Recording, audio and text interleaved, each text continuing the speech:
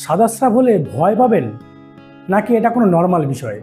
দেখুন, হালকা সাদা গন্ধহীন এরকম ধরনের সাদা স্রাব যদি হয় তাহলে এটা বেশিরভাগ ক্ষেত্রে নর্মাল, কারণ ম্যাক্সিমাম মেয়েদের পিরিয়ডের আগে এবং পরে এরকম ধরনের সাদা স্রাব হতে পারে। কিন্তু যদি এমন হয় সাদা স্রাবটা প্রচণ্ড দুর্গন্ধ, হালকা হলুদ বা সবুজ রঙের, বা সেই সময়টা ভ্যাজাইনা যদি প্রচণ্ড চুলকায়, তাহলে ভাবতে হবে যে এটা কোনো ইনফেকশনের কারণে হচ্ছে। কেমন ধরনের infection? Bacterial infection, fungal infection, এবং সবচেয়ে ইম্পর্টেন্ট হাইজিন মেনটেন না করার জন্য। কেমন হাইজিন মেনটেন? অনেকে আছে একটু অপরিষ্কার থাকে, প্রস্রাব করলে জল নেয় না, তাদের বেশিরভাগ ক্ষেত্রে এইরকম ধরনের সাদা স্রাবগুলো হয়।